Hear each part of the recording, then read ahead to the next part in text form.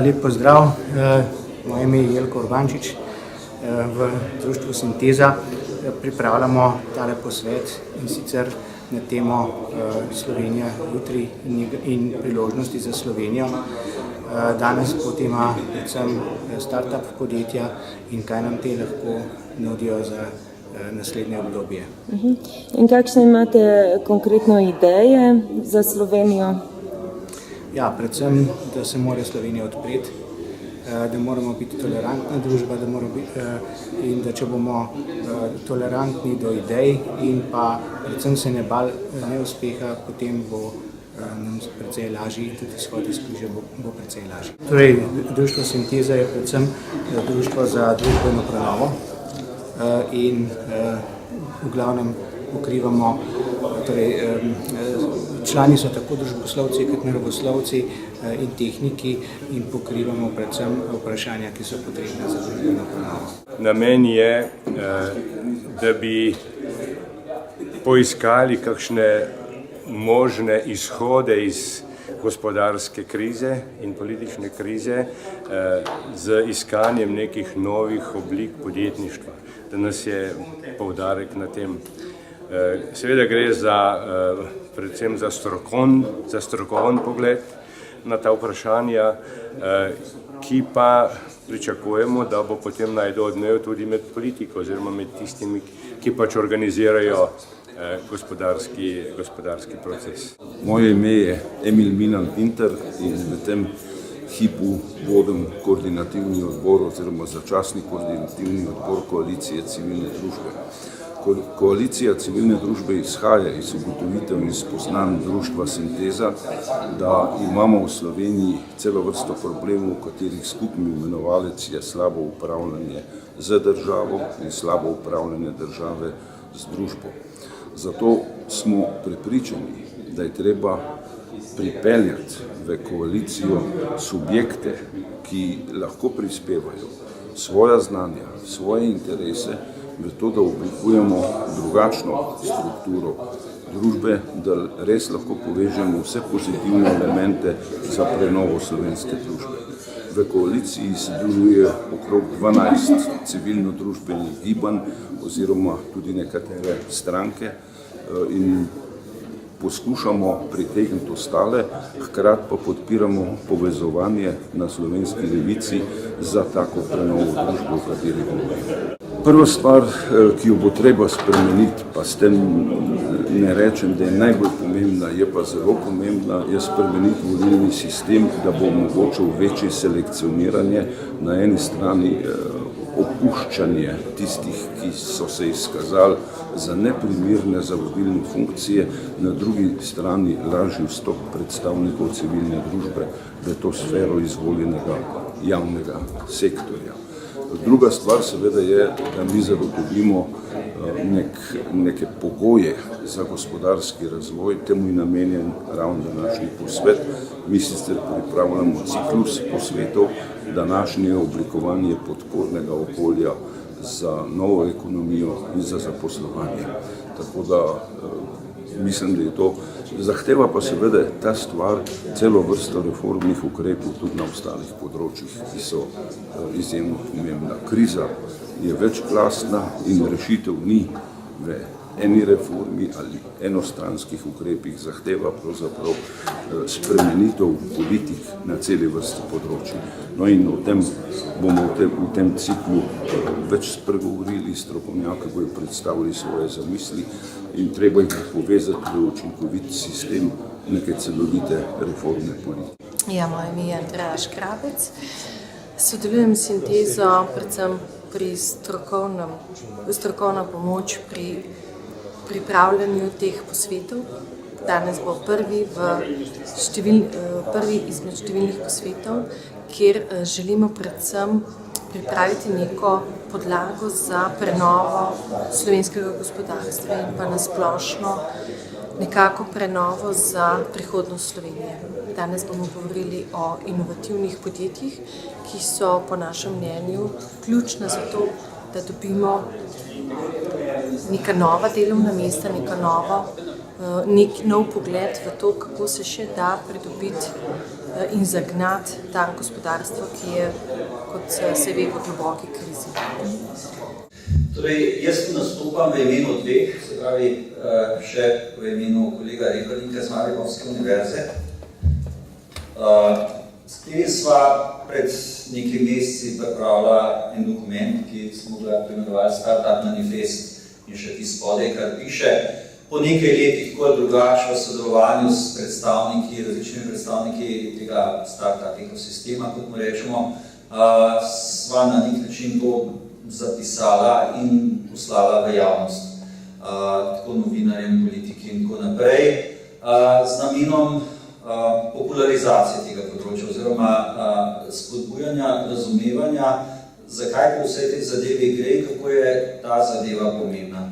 Moj namen danes niti ni, da bi vam zdaj predstavil ta manifest, mogoče ga je kdo že prebral. Moj namen je na nek način tiste, ki ga niste, spodbuditi, motivirati, da ga mogoče preberete.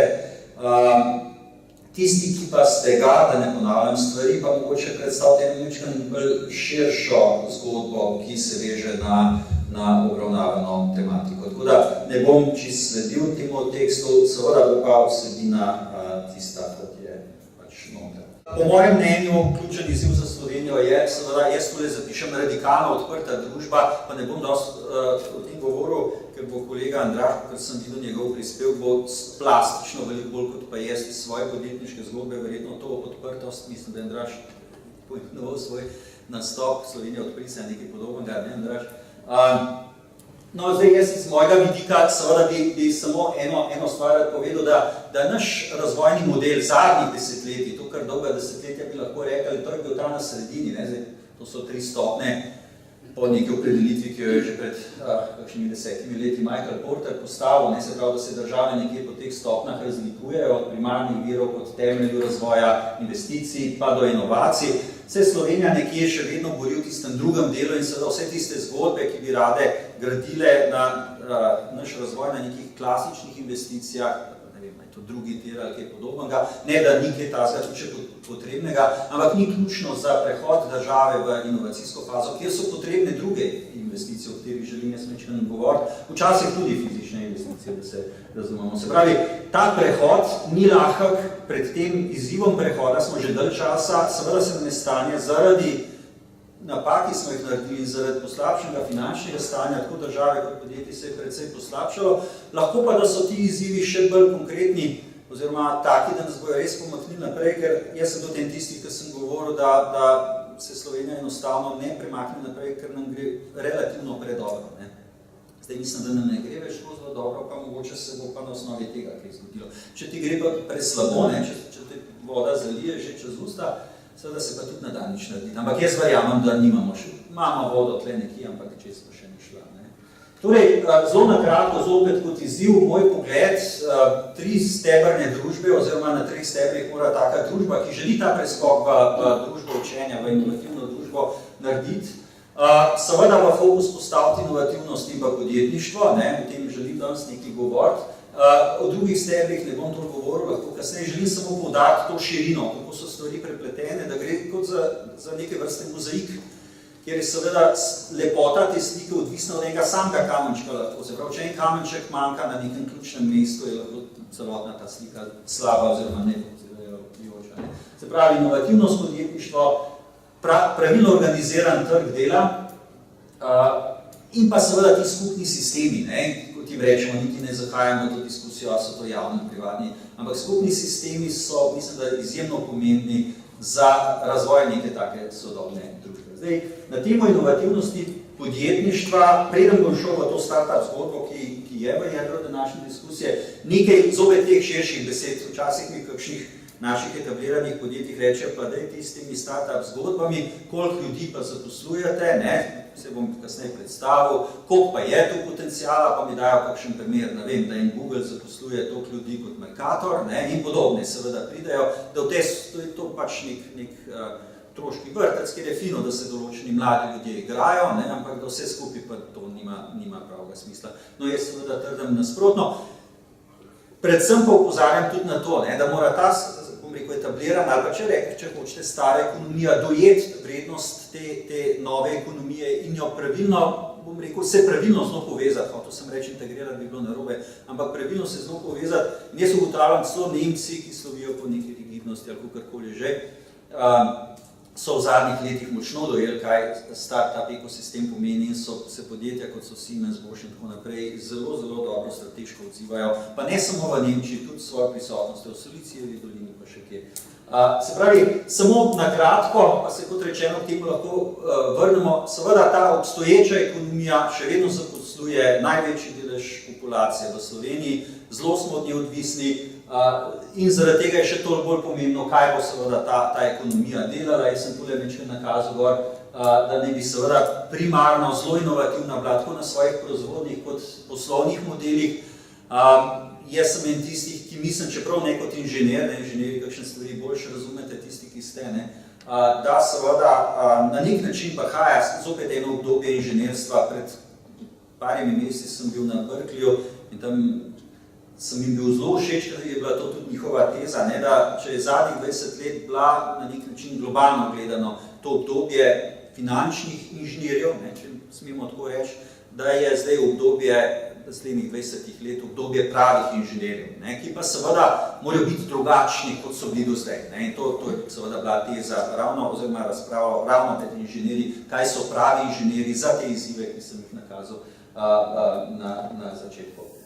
No in to sem že omenil, če ne grem pa te detalje in kako do teh zgodb priti, ki so tule zapisane, se pravi, kaj je prava, strategija pametne specializacije, ki se zdaj na veliko diskutira, kaj je prava industrijska politika in tako naprej. Ne želim odpirati teh vprašanj, so pa izjemno pomembna, da se razumemo, za neko dinamiko na tem področju, ker tu so tista podjetja, ki dosegajo 38.000 evrov dodane vrednosti za naše izzive, tako demografske, ne vem kakšne še vse, bi pa potrebovali 80-90.000, to je dejstvo. Pa za naša pričakovanja, kako bi živeli, ker cene življenjskih potrebščin, s katerimi mi živimo, so pa take, kot so v Avstriji, kot vsi vemo.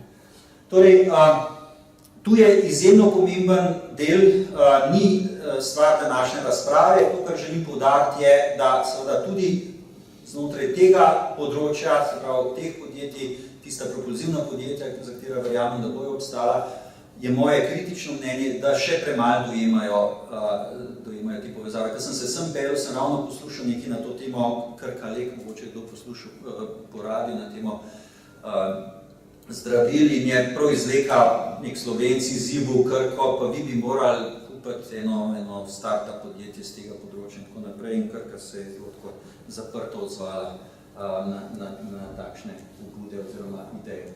Torej, to je današnja tema in kolegice in kolegi, ki bojo nadaljevali, bojo predvsem o teh govorili. Zdaj, za začetek govorimo o ekosistemih in tudi, čeprav je digitalen svet, pa virtualen svet, pa ne vem kaj še vse, slišimo, ponovno tu poudarjamo pomen lokacije, vozlišče, hub, karkoli že, in dejansko se danes v svetu dogaja tikma in je čisto normalno, Ravno sem se pogovarjal kakšni 2 uri nazaj z direktorca enega inkubatorja in rekla, mi smo že ogromno zgubili, zamudili, bila sem v Beogradu so pred nami, živahnost veliko večja in tako naprej, bila sem v Budimpešti, namenoma govorim o teh relacijah, bila sem v Bolgariji in podobno.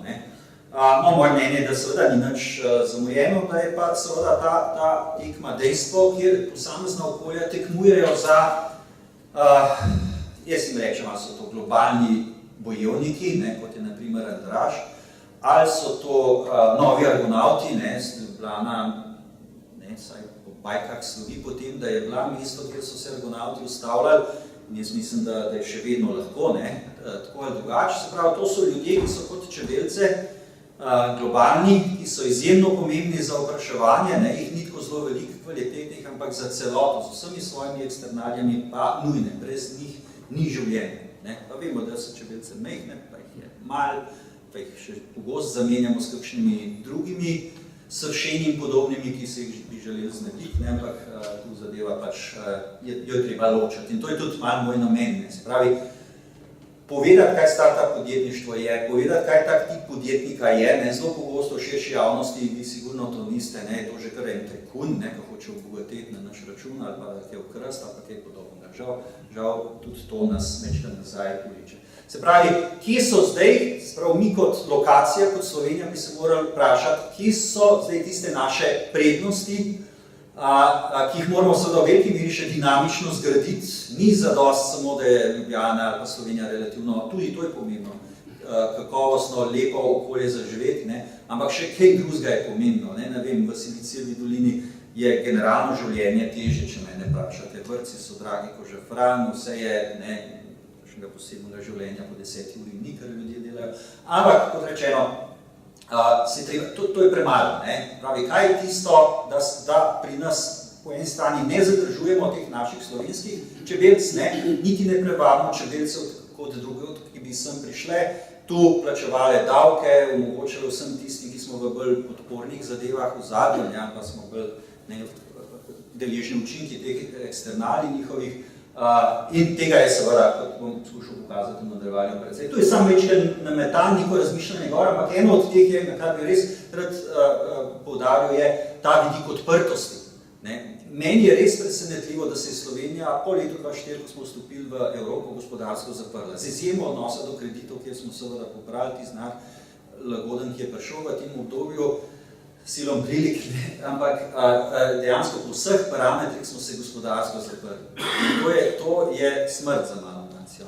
V tem smislu je tista moja teza malo radikalna ali pa izzivalna, radikalno se odpreti, nič se bati, skočati. Seveda odprtost pomeni kdaj tudi kakšen šus, pa ti je težko, ampak se prilagodiš potem. Za takega, kot smo mi, je čisto nesmiselno se braniti sprememb. Čim bolj se pripraviti, vedno se ne moreš in potem ustrezno s temi spremembami ravnati. Zdaj, da grem v tisto jedro, če govorimo o startup ekosistemu in kaj startup podjetništvo je. Zdaj, prav tisto startup podjetje po definiciji je tisto, ki prav dobro še niti ne ve, kaj hoče delati. Ampak da dejansko testira nek svoj poslovni model, se pravi, še ni v fazi, ko bi rekla, zdaj pa bomo tole naredili, se bomo financirali, zakipirali in tako naprej. To pomeni, da sem predolg, bom šel zelo hitro skozi. Se pravi, to je ta tip podjetništva, ki je na nek način zelo ranljiv. Da nisem predolg, jaz za svoje otroke, ki hodijo v vrtec in tako naprej, moram poskrbeti, ker niso samo sposobni svojega življenja in rabijo nek oporni, podporni sistem. Za seveda nekoga, ki je star 50 let, pa to pričakuje, da me boste vi živeli, bi bilo zelo čudno. Včasih se seveda to zgodi, in je potreben nek sistem solidarnosti, podpore, predvsem, da se vrnem, ne zato, da se spasiviziram, in to je tista družba omogočanja, drugače pa to seveda ni normalno. Glejte, relativno na hitro, stanje startup podjetij v Sloveniji, tista definicija, kot je bila prej, neka ocena, približno 150 podjetij, 1600 ljudi, v zadnjih parih letih izjemna rast, vam povem, jaz mislim, da je tole konzervativna ocena, približno 50 milijonov investiranega kapitala v njih, lastniškega kapitala. Zdaj, če se primerjamo z Izraelci, Startup Nation, 20 let nazaj jih še ni bilo na tem področju, so bili s tistimi cofki, če se malo grd. 2 milijarde letno investirajo, letno, pa nas je to kumulativno, 50 milijonov, pa njih je 8, nas pa je 2 milijona. Se pravi, v tem manifestu smo si zadali en tak cilj, ki je zame res na meji tiste sprejemljivosti, ampak če bi pogledali, ki smo zdaj, je pa izjemno ambiciozen, se pravi, ustvariti 1000 novih delovnih mest letno v startup podjetij. Vi morate tudi tehnološko gledati, meni je zelo zanimiv, ker se pogovarjamo, vse več je startup podjetij na temo interneta stvari, ki zahtevajo tudi neko proizvodno. Kakšno dobro okolje je to za njih, jaz sem kar nekaj teh podjetij intervjujev, nimajo noben, super im je Slovenija v nekem tudi podporno proizvodnem smislu. Z vidika testiranja in še česa, to, kar filozofiramo, ne bo ustrezno okolje za testiranje za multinacionalke. Ta naša startup podjetja to veselo izkoriščajo in so zadovoljni s tem. Vsaj 50 jih povezati v neke svetovne ekosisteme, mene marsikdaj to že, Jaklič je pa tiska, hoče še več naših mladih ambicioznih izvozati. Ne, gledajte, dobre čebele morajo iti okoli, na nas pa je, da se bodo vračali in da bojo ustrezno seveda tudi tlele dobile hrane za to. Drugače pa tako to so potencijalne. In pa seveda ustanoviti ali privabiti vsaj 150 startup podjetij z nekim globalnim potencialom. Se pravi, tu govorimo res o tistih podjetjih, ki imajo nek ni globalni potencial. In seveda, še enkrat ta poudarek, zelo na hitro zdajle, za to rabaš en sistem za podporo temu. In glavni problem ali pa izziv je, da ta sistem ne sme biti, čeprav včasih kdo pri nas to poskuša kot neke vrste državno dirigiran, centraliziran sistem. Ampak gre preprosto za to, da skušaš delati tako ali drugače na posameznih kamenčkih mozaika, ki se potem počasi ali pa hitro, upajmo, da hitreje, sestavlja v neko dobro sliko. In to je običajno tisti večji problem. Ne da se na dirigiran način narediti dobrega startup ekosistema. Ko sem bil povabljen, da povem nekaj o startupih, sem razmišljal, kaj imam pravzaprav za povedati. In se je odločil v bistvu za eno, zame se mi zdi ključno točko, ki jo je tudi profesor Jaklič že omenil. To je odprtost in zaprtost Slovenije. Zato upam, da vas bom uspel v naslednjih 10 minutah zabavati na to temo. Tole se po časopisih mladi odhajajo, najbolj inteligentni odhajajo. Kaj zdaj? Kaj nam je storiti? Gremo nazaj k stari pravdi. Tukaj bomo ostali samo še stari ljudje očitno. In tisto, kar rečem, je dobrodošlo v 21. stoletje. Kaj ste pa za vraga drugega pričakovali? Mi smo generacija EasyJeta, študentov Erasmus, odprte Evrope in enotne denarne valute. Seveda bodo najboljši šli tja, kjer so najboljše priložnosti. Poti nazaj ni. Cel svet se je globaliziral, Evropa se je globalizirala in edino vprašanje je samo še, kako naprej. Kako se odzvati na ta trend, ki se ga razen v kakšni vojni ne da obrati. In tukaj ne gre v resnici za startupe in ne gre za gospodarstvo. To je samo končni produkt celotne družbe. Le z agilnostjo bomo lahko preživeli na standardu in s pravicami, ki jih imamo, pa za katere verjamemo, da smo jih upravičili. In tukaj gre za kompleten sistem, v katerem moramo razmišljati, teh glavnih sistemih, znanost, šolstvo, kultura, umetnost, politika.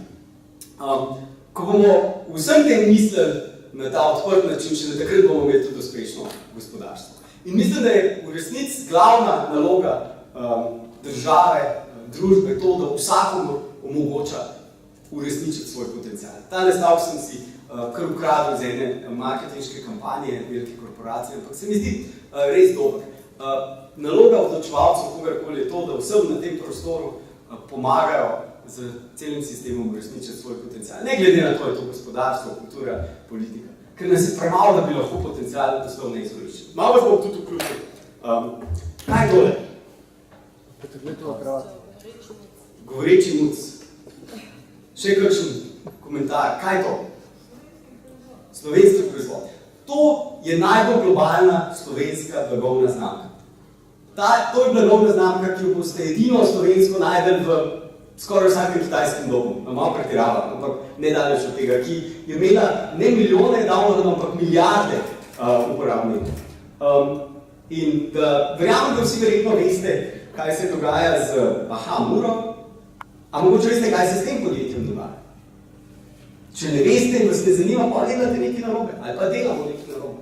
Drugo vprašanje, kaj je to? No, roke gor, kaj je to?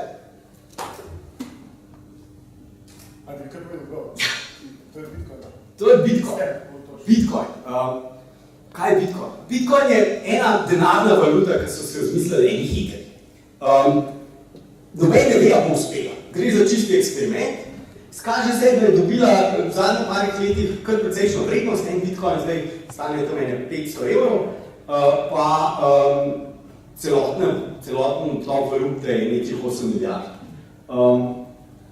Kar je pomembno, je, da en logotip manjka tukaj. Kar je pomembno je, da obstaja v Kranju eno podjetje, ki se mu reče Bitstep, ki menjava to valuto. Ker daš evre, pa ti dajo to valuto Bitcoin, pa daš Bitcoin, pa ti dajo to valuto. To podjetje v Kranju ima 5-krat večji volumen trgovanja, kot ga ima Ljubljanska borza. Pa a veste za nje? A se zanimate za to, kaj? A beremo vsak dan v časopisu, kaj je zadnja stvar, ki se jim je zgodila? Če bi mogli. Pa tukaj ne gre za to, da je treba časopise spremeniti. Nas spremeniti. Kaj nas zanima? A nas zanima samo Mura, ali nas zanima Bitstep, ker sta dva mladostnika v Kranju v bistvu uspela s pravim trenutkom, na pravem mestu. A bo ta stvar uspela? A lahko stavimo celo ekonomijo? Ne vemo, ampak stavimo moramo na tiste, ki nekaj počnejo in ki imajo prve uspehe. In potem se vprašaš, a se recimo Banka Slovenije ukvarja s tem, kako vzpostaviti okolje za tako specifično valuto. Mogoče imamo pa v Sloveniji biti priložnost prvi v Evropi za okoljem in regulacijo, ki to omogoča. Tole kaj je? No? Vesoljski center, tako je. To je zanimiva arhitektura, taki NLP, v Vitanjah, v vasi, kjer se je rodil Herman Potočnik, ki je napisal knjigo o problemih vožnje v vesolju, prvi obdelu znanstvenega in inženirskega vidika, kako se bomo premikali v vesolju. Tam se grejo kulturalizacijo vesolja. Odločili so se, da bodo nekaj umetnikov, mislim, da ljubljanskih izvoženih v Vitanje, da bodo pač to linijo furali, da bodo prvi na svetu, ki se bojo ukvarjali z umetnostjo in kulturo v vesolju. A kdo je tole? Leskovec. To je mlad slovenski profesor, ki uči na eni najbolj uglednih univerz na svetu, v Stanfordu, in koga uči in kaj uči?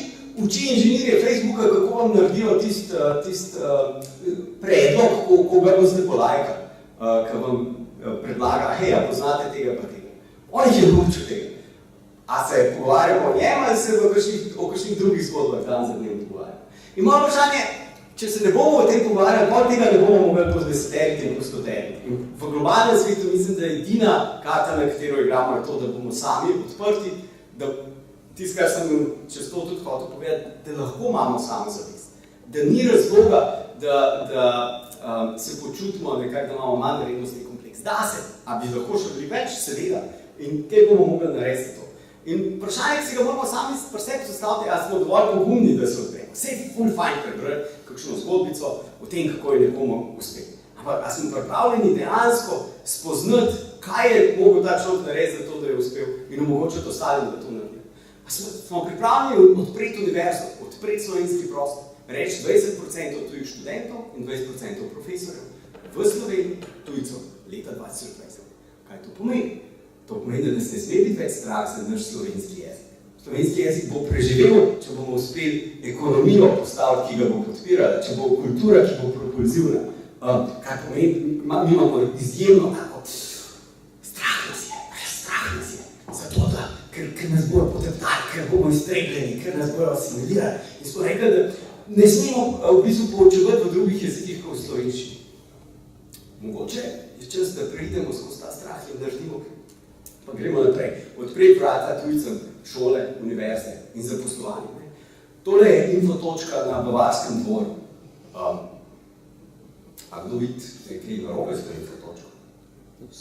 Vse. Takrat, ko bo nekdo odpuščen, zato ker je ta napis postavil, takrat bomo odprta družba. Obdavčenje dela, dobro, ne bom izgubil besed, to ni ta glavna stvar danes, ampak kot podjetnik nenormalno. Inženiri, če gre naš inženir danes v Nemčijo ali Srbijo, dobi v vsakem primeru več denarja za isti vložek podjetja. To je pač nenormalno.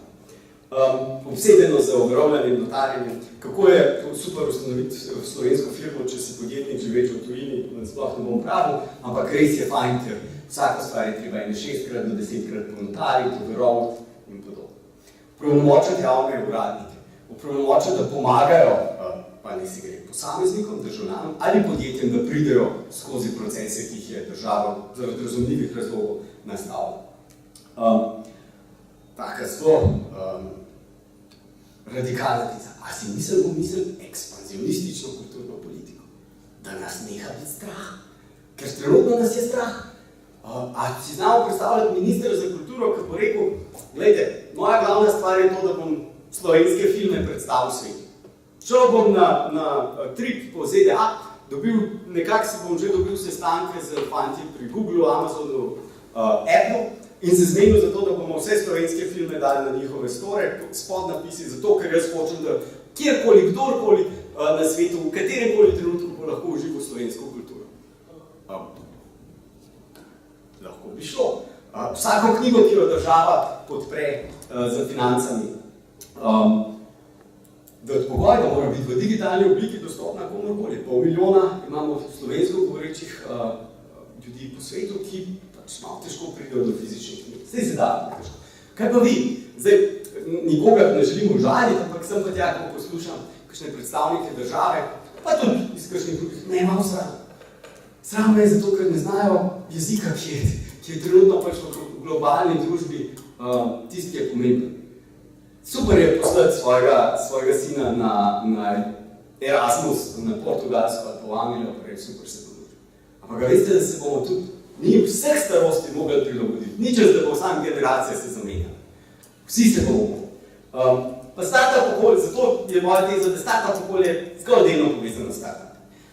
Startup okolje, zakaj tudi v San Francisco deluje, če bi se sprehodili tam po mestu, še najbolj bi bilo tisto podobno kakšni Metelkovi slovenski, ljubljanski. Zakaj? Zato, ker je zelo odprta družba, so veliko zelo raznorodnih ljudi pride in ustvarja to.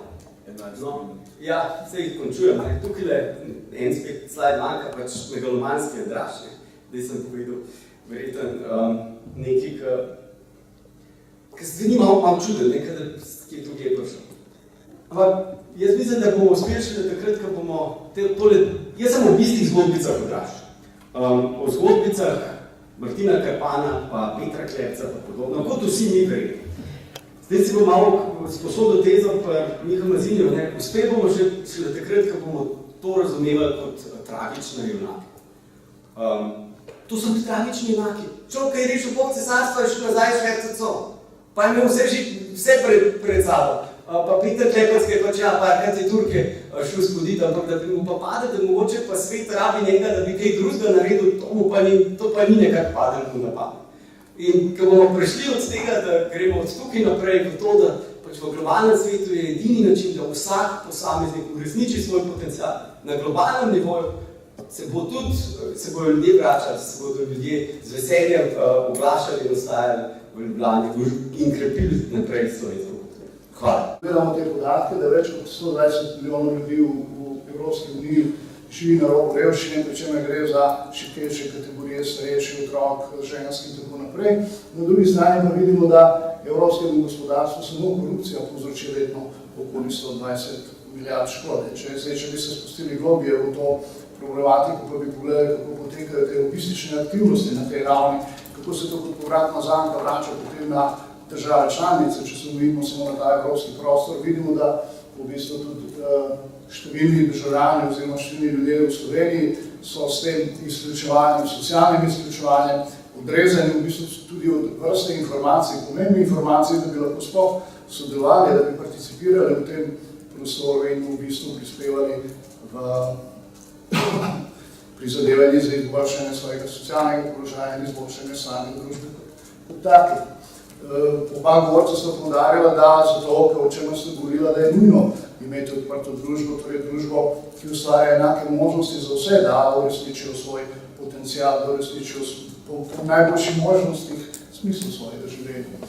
Zdaj, če od tega naredimo korak, kako pa je z upravljanjem družbe, da vidimo, da tudi mednarodne raziskave ugotavljajo, da pravzaprav se je ta koncept predstavniške demokracije, tak okvir, pravni in politični okvir, ki je nujen za to, da se ustvarjajo pogoji nekega sodelovanja med ljudmi, ustvarjanja in tako naprej, da se je na nek način v teh državah, med kateri so tudi Slovenija, dobesedno izčrpno, da so največjo odgovornost nosijo politične stranke, prav zaradi tega, ker v bistvu zasledujejo svoje ozke strankarske cilje in ne zaradi tega ne zastopajo družbe kot celote. To je kritika v bistvu teh ugotovitev teh mednarodnih raziskav, ki se jim pridružujejo tudi domači. Jaz se ne bi spuščal v ta pesimizem, ampak vsem nam je znano, kaj se dogaja, da vidimo, da dejansko politične stranke, vsaj te vladajoče, ne obvladujejo prostor in da lahko ste inovativen podjetnik, lahko ste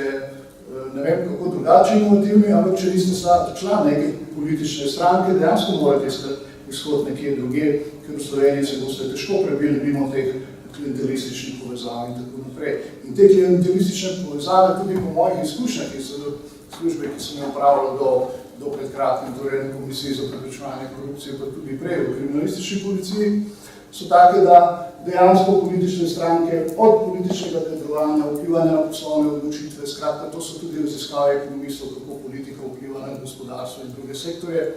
V tej situaciji pravzaprav nemogoče se kot posameznik, pa naj se bo še tako nadarjen prebiti v tem okolju.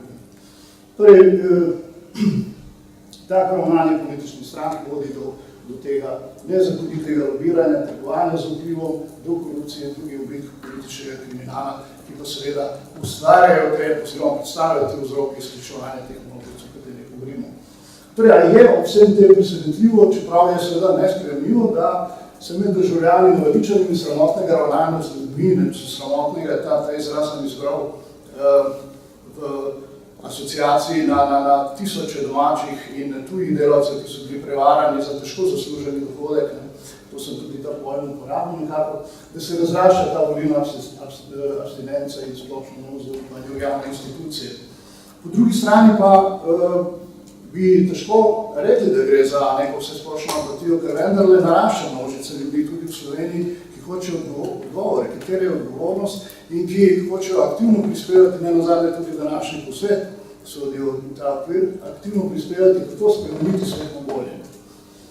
Zdaj, od tega, katere vrednote bodo prevladale, ali bo še naprej vrednota to, kar mislim, da je rekel Chomsky, da profit pred ljudmi, ali bo še naprej to vrednota, ali bojo v spredju stopile te vrednote, ki poudarja ta koncept vključujoče družbe, se pravi socialna kohezija, enakopravnost, odprtost in tako naprej. Od tega je odvisno, ali se bo v Sloveniji nadaljeval ta proces na miren in dostojen način. Kaj ti zgodovina uči, da čustev in moči obuboženih in prevaranih ne gre podcenjevati. Torej, zavedajoč se tega problema se tako vse bolj razvija tudi ta koncept vključujoče družbe enakih možnosti za vse, da vsakdo lahko doseže svoj polni smisel življenja in da se v tem smislu ta koncept vključujoče družbe razvija kot neka nosilna razvojna misel. To je še nekaj misli, ki sodijo v tem konceptu. Težko bi se v tem kratkem času spustil v podrobnosti. Kako razumeti v bistvu vlogo politike oziroma vlogo javnega sektorja v trikotniku med znanjem in družbo? Namreč to je trikotnik, imamo na eni strani proizvodno znanje, na drugi strani uporabo znanja, po vseh družbenih sistemih, od proizvodnih do storitvenih do javnih sistemov, no vmes je politika, kam naj se dajo te ljudje, kaj naj počnejo, kaj početi z vsemi temi grozovito velikimi denarji, Horizon 2020 ima izjemna sredstva in ljudje so v agoniji, kam ta sredstva nameniti, da bi upravičili svoj obstoj, kot je pojemil. Politiki se ves čas sprašujejo, kam s temi divimi presežki denarja, s katerimi upravljajo, da bi upravičili v bistvu svoj obstoj. To je ena največjih zadreg, tako kot v kmetijstvu, ena največjih zadreg, kam denar natim ne dam, potem velikokrat popolnoma napačne cilje, tudi tukaj dogaja isti problem. Zdaj, jaz trdim, da v bistvu Evropa in Slovenija skupaj z Evropo trpi za sovjetskim modelom. Sovjetski model, kakšno vlogo naj država igra pri koordinaciji znanja družbe. Sovjetski model predvideva, da država dela vse. Država je odgovorna za proizvodno znanje, država je odgovorna za prenos znanja in država je odgovorna za uporabo znanja. In če pogledate, točno tako so dokumenti Evropske unije napisani, mogoče z malo drugačno retoriko kot slovenske, ampak lepo hodimo vsi po isti napačni poti. Najprej damo denar za masovno proizvodno, zdaj z tega vrtimo, za masovno proizvodno znanje, damo denar na univerze, damo denar na inštitute, večje inštitute delamo, skušamo koncentrirati raziskovalna sredstva in raziskovalni potencial. Evropa ima sploh to vizijo 8 centralnih točk znanja na 8 področjih, pa bomo Ameriko končno lahko prehiteli. In seveda večni problem, imamo dovolj denarja za to, ki naj država dobi še več denarja, da bo še bolj koncentrirala, da bo še več. To je tako neko razsvetljenost, ravnost nas prežema. In pa prenosov znanja, pa je znanje proizvedeno, potem nas muči, kam ga bomo dali, ker nihče ga ne uporablja. In potem je treba dati denar tudi v spodbujanje proizvodne uporabnega znanja. Zdaj pa malo aplikativnih projektov, ker imamo preveč znanosti, zdaj moramo znati pa to tudi uporabljati, pa spet plačamo. To je ustanavljamo državne agencije, gremo se inovativne politike, kot so recimo ravno kar iztekli centri odličnosti. Ves čas gledamo proti državi, ali je država že naredila svojo domačo nalogo in poskrbela, da bi se znanje, ki ga država za nami seveda proizvedla, zdaj še tudi uporabila, da bo pravičila sredstva, ki jih je v prvi fazi porabljala, ampak potem, ko tudi tukaj iščemo sredstvo, ni dovolj.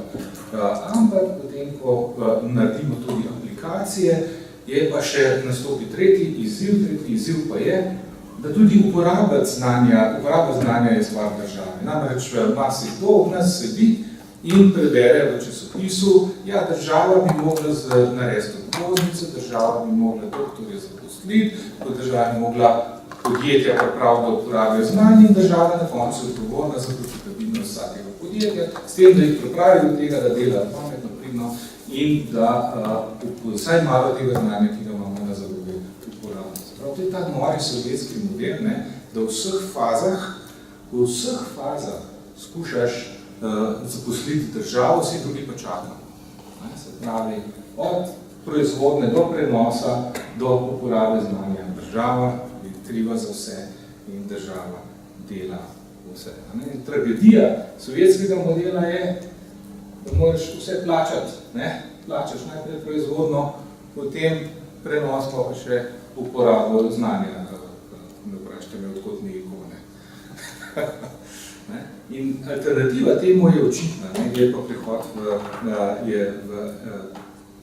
tragedija tega modela je neenakomerna distribucija znanja, ker se ti znanje proizvaja na enem koncu, na drugem koncu, je pa pasivna množica podjetij, posameznikov, ki ustvarjajo brez znanja, ker nekaj, kar mi vsi vemo, pa ne znamo tega uporabljati za svoje vsakdanje življenje, je pa dejstvo, da nič ne pomaga vrhunske knjižnice, če imaš nepismeno prebivalstvo. To pomeni, v bistvu ti moraš poskrbeti za široko distribucijo znanja skozi sistem, da bo znanje sploh mogoče uporabljati. Čigava je ta naloga, in tukaj je moj message, ta naloga pa ni stvar države, ampak je v bistvu stvar spremembe. Država mora se mora postaviti v drugo vlogo. Ključen poudarek je pa uporaba znanja, ne pa njegova proizvodnja. Ta obsesija, kdo bo proizvajal, se mora nehati. Ključno je, da začnemo obsesivno uporabljati znanje. Naj dam primer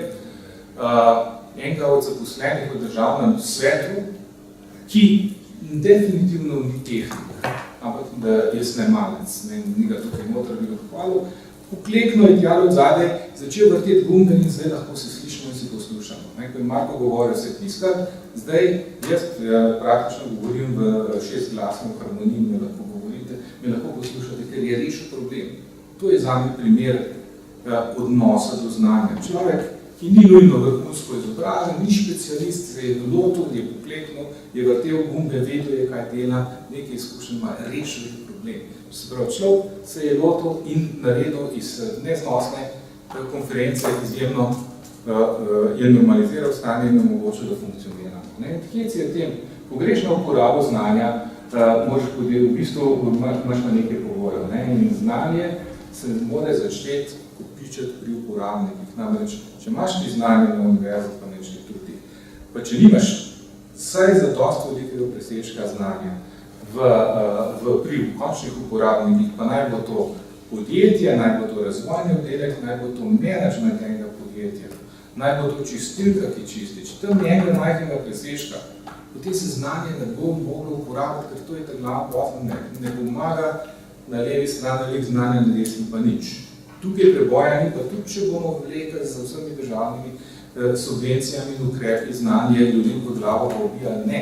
ti moraš v bistvu doseči, da se to znanje distribuiralo kot sistem. Do snažilke mora biti presežek znanja, ona mora biti sposobna 22 stvari, čeprav dela eno. In takrat bo ta snažilka dobra. Tisto, kar bi morali vedeti, da mi pravzaprav nimamo nobenih mehanizmov, ki bi podpirali ta tretji sektor, vsaj ne tako postavljeni, da bi bili dosegljivi ti mehanizmi za tiste, ki želijo drugače delovati. Jaz mislim, nekaj imate napisanega gori in tistega ne bom posebej poudarjala, razen tistega, kar je zelo vprašljivo in zelo problematično. Naprimer to, da mi bank razen v kapitalski sceni ne moramo ustanavljati, torej pomeni zadružne banke za Slovenijo ne obstajajo. Javne politike, ki nagrajujejo samo delodajalce, ne pa tudi zaposlenih, so tudi problematična zadeva pri nas. Jaz ne bom nadaljevala z vsemi temi problemi, ki jih tukaj naštevam, alternativne politike, aktivne politike zaposlovanja, konkurenčnost nagrajujemo, ne pa tudi sodelovanje oziroma skupnega delovanja. To so tiste centralne točke, ki v bistvu o njih ne radi poslušamo ali pa se jih ne lotevamo. Nek prelom je pomenil zakon o socialnem podjetništvu in od takrat je odprta razprava. Vendar ta odprtost seže samo do čisto načelnih vprašanj. Ko se pa pogovarjamo o tem, ali se bomo lotili tega z čisto konkretnimi ukrepi, tam pa nimamo teksta. In to se potem normalno vidi tudi v zaposlenih v tretjem sektorju oziroma družbeni ekonomiji ali pa celo v BDP-ju, ki je v bistvu dejansko nižji od 2% v Sloveniji. Alternative, ki nastajajo ne zaradi tega, ker je to pospešil zakon o socialnem podjetništvu samo, ampak predvsem zaradi tega, ker te iniciative nastajajo ne glede na to, ne glede na ta zakon obstoječe ali pa pretekle zakone, ne glede na to, na obstoječi zakon o zadrugah. Jaz sem v bistvu samo te dve alternativi oziroma samo ta dva načina organiziranja izpostavlja predvsem zaradi tega, ker sta ta dva trenutno najbolj aktualna in ljudje so tukaj najbolj aktivni. Morali bi pa seveda odpreti tudi recimo vzajemne družbe, torej osnove, ki jih mi pravzaprav spostavljamo v pravnem sistemu, ki jih pravzaprav nimamo tako dodelanih, da bi rekli, da je to sploh javno dostopna informacija. Namreč, ne vem, če se spomnite, verjetno se je pojavila ob vzajemni, zavarovalnici seveda, razprava o tem naj bi privatizirali vzajemno. Veste, vzajemne družbe so na nek način privatne, vendar na drugi način, torej skupnostni način. Problem te razprave se mi je pokazal v vseh, pod kompletnimi žarometi, ko sem razpravo omenila predstavnikom vzajemnih družb v Franciji. In so rekli, pa vi ste nori. Kadar sem sprobala razpravljati o zadružbi, o problemih, ki jih imamo kot zadružniki, jaz sem se največ rodila v zadrugi, da mi v bistvu dejansko zadrug razen na kmetijsko, v agrarnem področju skoraj da nimamo, imamo neke ostanke stanovanjskih in neke ostanke obrtnih, vendar takšnih drugih, naprimer socialnih proizvodih, karkoli takega, to ne obstaja v Sloveniji. Zakaj ne obstaja? Odpremo razpravo, pa vi ste imeli združeno delo. Veste, Angleži rečejo zadrugam združeno delo. Pa Španci, pa Italijani tudi, pa Francozi, pa Nemci tudi. Torej, ves svet to imenuje združeno delo, mi smo pa tiste rešitve, ki so navdihnile razvoj velikega Mondragona, mislim, da ste tudi o tem že kaj slišali, o zadružnem v narekovajih koncernu, oziroma v baskovščino so prevedli združeno delo. Model so na nek način prišli proučevati v našo bivšo naš bivši sistem in so ga po svoje obrnili in postavili Mondragon na nek samoupravni način. Zakaj vse to govorim? Zaradi tega, da v bistvu dovolj plastično pokažem, kaj smo v bistvu vse zavrgli, ne da bi ohranili vse tiste pozitivne izkušnje, ki so bile takrat še dosegljive in možne, zdaj so se generacije že bistveno spremenile in iniciativnost, ki je v tisti sceni funkcionirala, ni več sledov. Kaj storiti? Jaz mislim, da je v bistvu zelo pomembno zagotoviti vsaj enako obravnavo skupnostnih in kapitalskih iniciativ. Namreč skupnostne iniciative, ki naj bi zajele vse te organizacije socialne ekonomije, so v resnici drugega reda. Zakaj to trdim? Zelo enostavno. Poglejte ukrepe, ki jih vlade do danes sprejemajo. Vsi so bili namenjeni do nedavnega celo ekskluzivno kapitalskim družbam in ne tistim ta drugim. Tudi tisti ukrepi, ki so namenjeni socialnim podjetjem, so v bistvu predpozni, skromni, nedodelani, da ne govorimo o zadružništvu. Zadruge so bile izključene iz večine razpisov od osamosvojitve do zakona o socialnem podjetništvu. Pa še to traje, čeprav ne tako eksplicitno. Zakaj pravim, da je to potrebno spremeniti? Zaradi tega, ker je v Franciji od začetka krize do 2011, mislim polovice 2012, bilo strani zaposlenih prevzetih 700 podjetij. Podjetij, ki bi drugače spravile svoje zaposlene na Zavod za zaposlovanje ali neke podobne urade, kar se pri nas redno dogaja, med drugim tudi v podjetjih, kjer so zaposleni izkazali voljo po nadaljevanju, pa iz tega niso bili nikakršnih možnosti, zaradi tega, ker ne zagotavljamo tistega, kar je najbolj osnovno. Vsaj priznanje oziroma priznati obvezo, ki jo ima delodajalec do zaposlenega, da mu izplača vse zaposlene plače. V argentinski krizi 2001-2002 so zaposleni po pravni poti izterjali neizplačane prihodke in zaposlene ali pa neplačana zavarovanja prav na ta način, da so po pravni poti, pazite, brez nobenih posebnih zakonodajnih variant izterjali in dosegli v sodnih procesih priznanje deleža lastnine v tistem bankrotiranem podjetju nekega lastnika. En tak je v soseščini prišel in se je zelo negodoval, eden od Italijanov namreč, mislim, da poznamo vsi, ker so mu delavci speljali podjetje. On je dobil odškodnino za tisto podjetje, potem, ko so delavci še dobili izplačano. Oni so dobili po sodni poti uveljavljeno dolgoročno odplačevanje tega istega podjetja lastniku, ki ga je zapustil. In mislim, da se v Sloveniji to ne dogaja tako zelo redko. Ker namreč, če morajo delavci plačati stečaj za to, da lahko grejo na zavod, pomeni tukaj nekaj zelo narobe. To se namreč tudi doživeli v Sloveniji.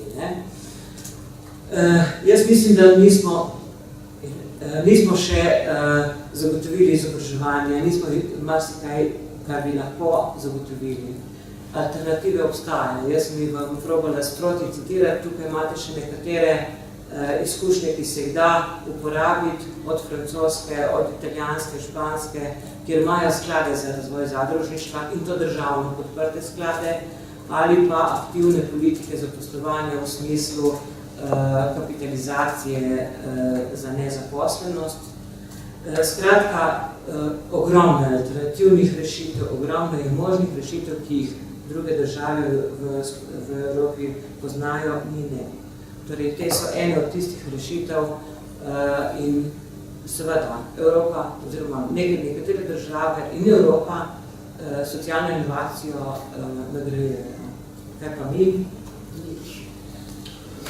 Jaz v bistvu zaključujem z klasično zadevo, probajmo doseči vse tisto, kar dosegajo srednje razvite države v Evropi, zakaj tiste, ki so malo bolj naprej v tem, dosegajo 15% vseh zaposlenih v tem tretjem sektorju, medtem ko pri nas nismo prišli še do 2%. Tam nekje malo slabši smo kot Bolgarija in Romunija. Jaz sem sicer zelo cinična pri tem, ampak mislim, da je tako treba, ker v bistvu spremeniti je možno. Problem je v tem, da moramo pokazati neko voljo. Hvala. Prav, glavna stvar, ki bo jaz poudaril. Kaj je prednost in slabost startup podjetja? Prednosti tehnološka znanja, neobremenjenost, podjetniška iniciativa in velika želja po uspehu. Tukaj se moram zavedati, da ljudje, ki imajo neko podjetniško inicijativo, so tudi veliko bolj učinkoviti, ko se gre recimo za razvoj določenega izdelka, storitev in tako naprej, ker so se srcem te stvari. Jaz mislim, da veliko bolj kako te stvari naredijo. So pa določene slabosti, predvsem viri, se pravi pomanjkanje virov za produktivizacijo rešitve, se pravi mladi podjetniki imajo določeno inicijativo, da naredijo nek prototip, ki pa ni dovolj, da bi uspel na trgu tudi doseči neko prodajni potencial. To so problemi, ker je treba to pripeljati do prodaje. Problem so tudi recimo neki novi poslovni modeli. Te novi poslovni modeli temeljijo na se pravi ponjujanju storitev po zelo nizkih cenah na globalnem trgu. Če ne uspemo preseči neke kritične točke, ne uspe podjetje preživeti. Potem imamo omejen dostop do socialne mreže, se pravi mladi podjetniki izhajajo iz nekega univerzitetnega okolja, naprimer, nimajo pa te socialne mreže, da bi lahko svoje produkt prodali. Pa dostop do virov tveganega kapitala. Tukaj pa v mojih izkušnjah se veliko krat zgodi, da mladi podjetniki ne razumejo točno, kaj morajo, do katere faze morajo podjetje pripeljati, da lahko dobijo tveganje kapitala. Prav, večinoma so prepričani, da so že dosegli neko fazo, ki v bistvu je premalo za tveganje kapitala.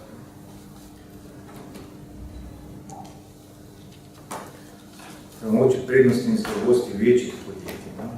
Prednost je absolutno dostop do trga. Se pravi, podjetja so si zgradila neko prodajno mrežo, imajo dostop do svojih kupcev in to je v poslu zelo pomembna zadeva. Drugo je pač dostop do kapitala, se pravi, da svojim poslovanjem ustvarjajo določen kapital, ki ga lahko tudi naprej vlagajo v razvoj. Blagovna znamka, v določenih primerih je to zelo pomembno, ker pri prodaji kupci gledajo na to, da ti ustvarjajo nekega uveljavljenega podjetja. Imajo neko obstoječi produktni portfelj, ki pa ga lahko recimo neko startup podjetje tudi nagradi.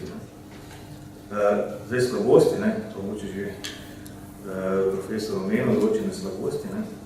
Se pravi, dejansko so ljudje navajeni, da delajo to, kot se je delalo 20-30 let. Se pravi, ni nekih novih poslovnih prijemov.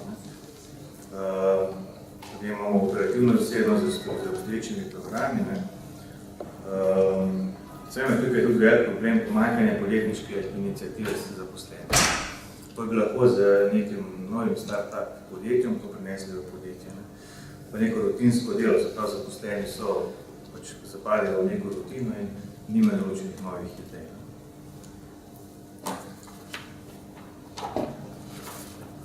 Zdaj, v našem primeru, se pravi, jaz sem direktor start-up podjetja. Ta podjetje izhaja v bistvu iz nekega razvojnega oddelka na univerzi, tako da smo v bistvu spin-off podjetje iz univerze. Povezali smo se z večjim podjetjem in tukaj smo v bistvu najdeli neko sinergijo. Zdaj, ta prvi poskus sodelovanja, to je prvi poskus tega večjega podjetja, smo tudi že ugotovili določene pomanjkljivosti, ampak mislim, da bi lahko z takim načinom dela dejansko pripomogli k ustvarjanju startup podjetij, ki bi na hitrejši način prišli do prodaje svojih produktov in bi bili tudi bolj zanimivi za tvegan kapital. Zdaj, naš predlog, sem pa tukaj zelo konkreten predlog podal, nisem sicer zasledil nekaj zelo konkretnih predlogov. Mi imamo konkretni predlog, da danes recimo obstajajo določene subvencije za podjetja. Naš predlog pa je, da podjetje je upravičeno do subvencije, če uspe tudi prepričati določenega investitorstva, neko večje podjetje, v to idejo. Ker če mi nekoga prepričamo, da vloži denar v našo idejo, potem se bo ta tudi dejansko prizadeval, da bo ideja uspela, da bo ta kapital dobil nazaj in zelo povečamo možnost uspeha tazga sodelovanja. To je naš predlog, da dejansko za vsak evro, ki ga država vloži v startup podjetje, da v bistvu vsak evro, ki ga večje podjetje vloži v startup podjetje, da ga tudi država vloži.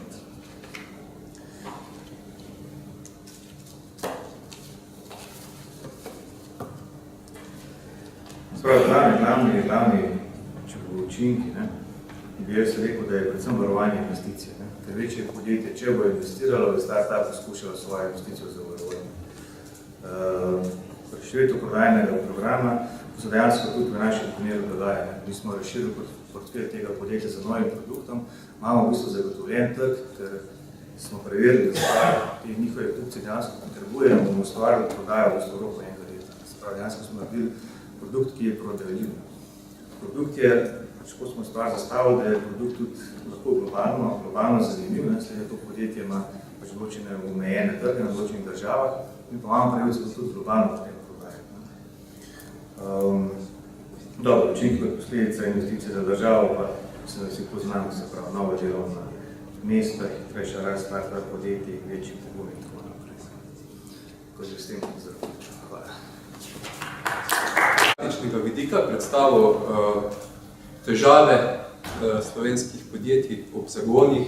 Nisem ravno startup podjetje ustanovil iz kakšnega spin-offa ali kakorkoli. Čisto po navadni poti. Prvo bom začel z enim kvotom. Mogoče za današnje čase zelo primeren. Najboljši način, da napovedujemo prihodnost, je, da jo ustvarjamo. In vsakmu posamezniku je, da ustvarja to prihodnost. Prej je kolega govoril o tem, da moramo izrabiti svoj najboljši potencial in to je v bistvu stvar vsakega izmed nas. Kaj je moja zgodba? Jaz sem že v času študija bil naravnan zelo mednarodno. V 3. letniku sem študiral na Švedskem, na Jönköping International Business School, ki ni samo evropsko najboljše učiteljišče za podjetnike, tudi v svetovnem merilu ima svojo veljavo. Tam sem bil presenečen, da v bistvu 3. letnik študija sploh ne obstaja. 3. letnik, vsi, ki študirajo v tej šoli, morajo 3. letnik izvajati nekje drugje. In 3. letnik je namenjen samo mednarodnim študentom.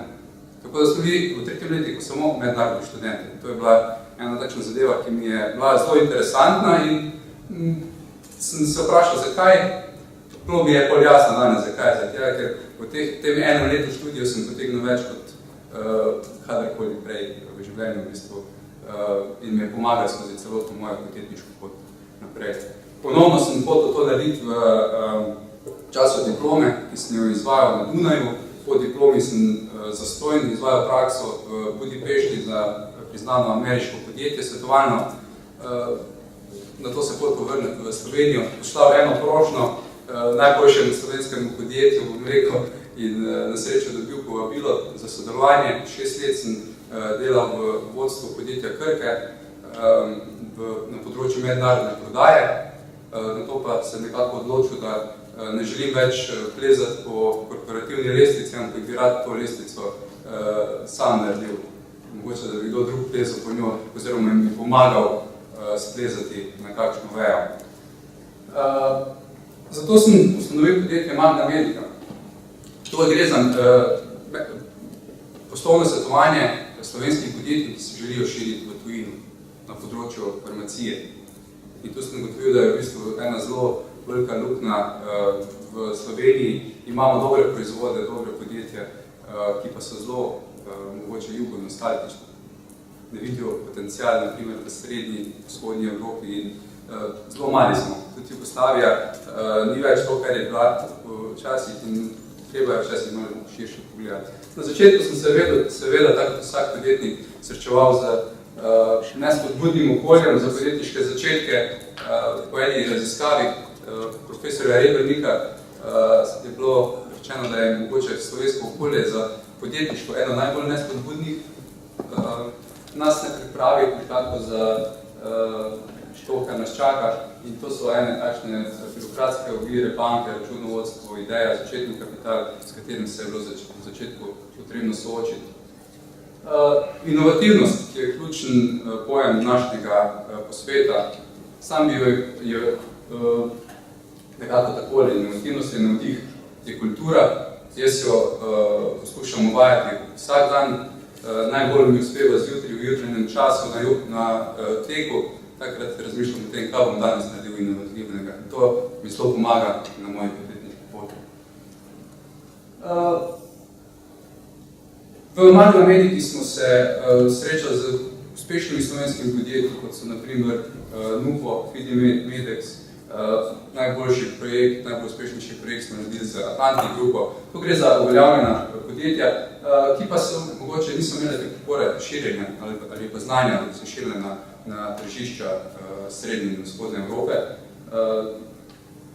Veliko te podpore sem dobil v času študija, največ pa tudi v sami kvrti.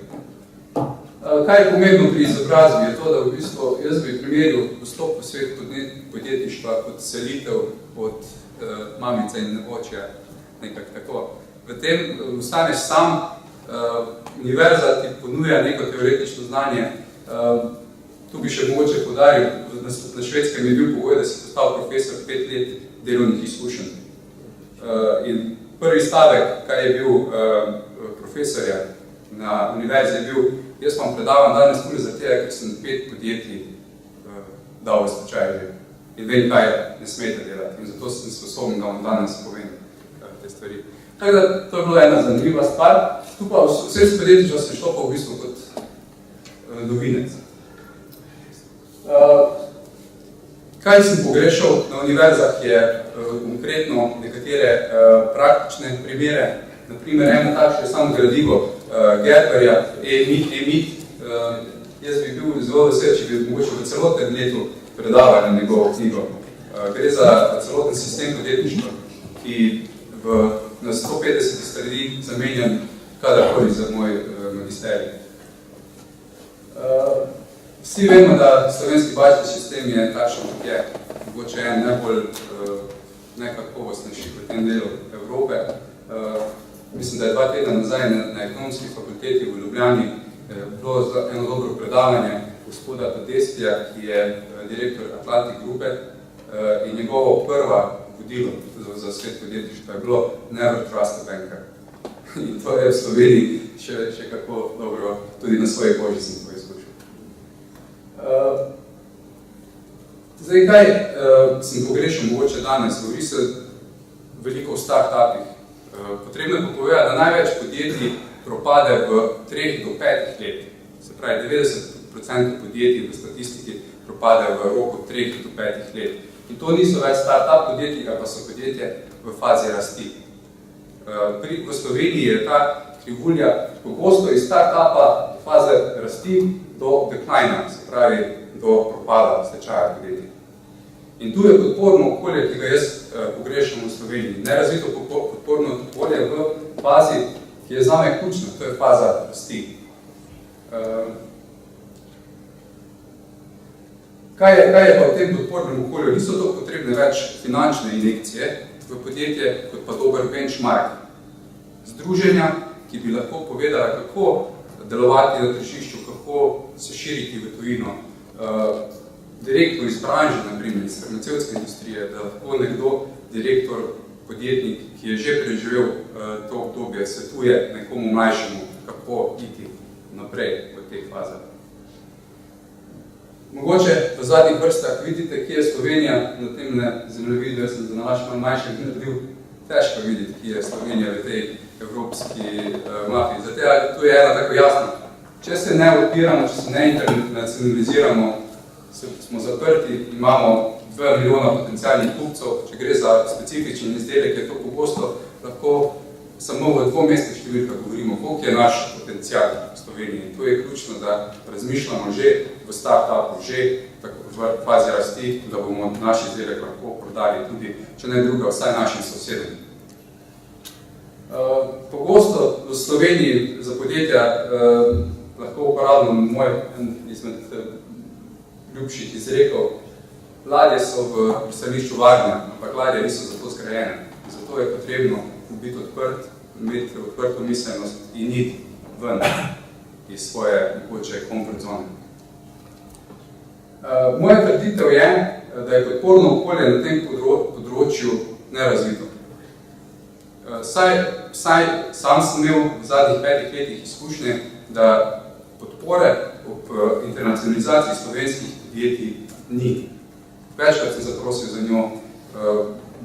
Veliko teorije mi je bilo podalo, nič konkretnega, karkoli bi pomagalo dobrim slovenskim podjetjem prijeti na trge, tudi naših sosed, Madžarske, Slovaške, Češke, Poljske.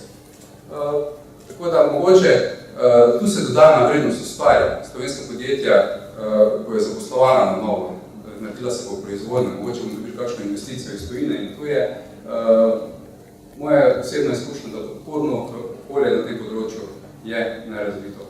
Podjetja so še vedno jugonostalgična, se širimo večinoma na jug, priložnosti, hiter razvoj različnih sektorjev se pa dogaja bolj kot ne v srednji in vzhodni Evropi. Jaz govorim mogoče bolj iz izkušenj iz farmacije, ampak po mojih izkušnjah na teh tržiščih je pospešitev možno tudi na ostale industrije. Andraž, povej, govori si o strahu in kako naj bi ga kot družba presegli. Kot družba nas je strah, politika je strah, vse nas je strah. Povej, je tebe kdaj strah? Kot podjetnika skozi te strah, kaj to, če bo oziroma strah mogoče ni najbolj prava beseda, negotovost. Ne veš, kako se bo trg odzval na tvoj izdelek, nič ne veš. In jaz sem tudi skozi prestrašen, ampak greš in probaš, če se bo kaj zgodilo. Mislim, v nekem trenutku moraš iti v akcijo in nekaj narediti. Torej, akcija in soočanje s svojim strahom. Ja, ne vem, kje se bo končalo. Bomo videli.